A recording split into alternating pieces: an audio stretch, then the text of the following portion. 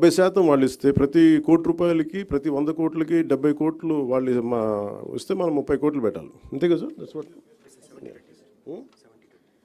70-30 రేషియోలో. సో దాంట్లో ఇదేంటి 250 మంది జనాభా ఉన్న హ్యామ్లెట్స్ కావచ్చు, కుగ్రామాలు కావచ్చు, వాటికి రోడ్డు. సో వాటికి రోడ్లు వేయడానికి దాదాపు Asian infrastructure industrial development bank ప్రయత్నం చేస్తే దాదాపు 400 మిలియన్స్ ఇచ్చారు వాళ్ళు. ఇస్తే కానీ మనం ఏం చేసాం, వాళ్ళు ఇచ్చిన తర్వాత అది ఈరోజు ఏమైపోయింది, గత ప్రభుత్వం డబ్బులు పే చేయక వాళ్ళకి ప్రాజెక్టు నిర్మాణం చేయలేదు. నేను అడిగాను ఏంటంటే అధికారులని, బ్యాంక్ అధికారులు, ఎందుకు అంటే లాస్ట్ గవర్నమెంట్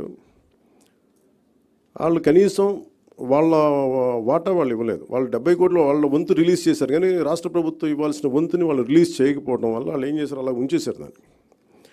కొద్ది రోజుల తర్వాత నేను రోడ్లు ఇలా అలా చూస్తే ఒక 40-40 మిలియన్ డాలర్స్ అలాగే బ్యాంకుల్లో పెట్టుకొని కూర్చున్నారు. అది ఎటు డైవర్ట్ చేశారు ఏంటి అని పక్కన పెట్టి రోడ్లు వేయలేదు. అందువల్ల ఏంటంటే వాళ్ళకి నమ్మకం పోయి గత ప్రభుత్వం మీద వాళ్ళు ఏం చెప్పారంటే మేము డబ్బులు ఇవ్వం, మేము రీఇంబర్స్మెంట్ విధానం పెడతామని చెప్పేసి మినిస్ట్రీ ఆఫ్ ఫైనాన్స్ పెట్టింది. వాళ్ళు ఏం చేశారు, మొన్నదాకా మన వాటా ఇవ్వాలి, 70 కోట్లు పెడితే మనం 30 కోట్లు పెట్టి ప్లస్ జిఎస్టీ మనం కడితే 18% దాన్ని ముందుకు తీసుకెళ్ళారు. ఈ నెగోసియేషన్లో కానీ ఎక్కడ కూడా జిఎస్టీ మాకు భారం అయిపోతుంది కేంద్ర ప్రభుత్వంతో మాట్లాడలేదు. ఇట్లాగా ఏదైతే ఇంటెండెడ్ పర్పసెస్కి గొప్ప నోబుల్గా స్టార్ట్ చేశారో వీళ్ళు రకరకాల విధానాల ద్వారా ఫండ్స్ని ఎటు డైవర్ట్ అయిపోయింది. ఇది ఇండస్ట్రియల్ వాళ్ళు ఏషియన్ మన ఏఐబి కూడా చెప్తా ఉన్నారు మా డబ్బులు రాలేదు.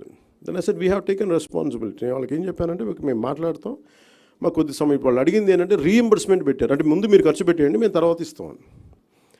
అసలే డబ్బులు లేవు. నేను మాట్లాడితే వాళ్ళు అడిగింది ఏంటంటే కనీసం ఈ ప్రాజెక్ట్ అయిపోద్ది అంటే 2019లో వాళ్ళు 18 కంటే 2019 నుంచి ఆచరణలోకి వచ్చింది. బై 20 వాళ్ళు 2 ఇయర్స్కి అంత మొత్తం అవ్వాల్సిన ప్రాజెక్టు, కానీ అవ్వాల. ఇప్పుడు మళ్ళీ కరోనా వల్ల ఇంకోటి పక్కన పెట్టి తర్వాత కూడా డబ్బులు వచ్చినా కానీ వాళ్ళు చేయకపోవడం. ఇప్పుడు అడిగింది ఏంటంటే ఈ డిసెంబర్ దాకా పొడిగించారు. ఈ డిసెంబర్ లోపు నేను అడిగింది ఏంటంటే ఇది కంటిన్యూ అవ్వాలి ఫండింగ్, అంటే ఏం చేయాలి, మేము డబ్బు కొంత పెట్టాం, కూరుకుపోయాం దీంట్లో. మాకు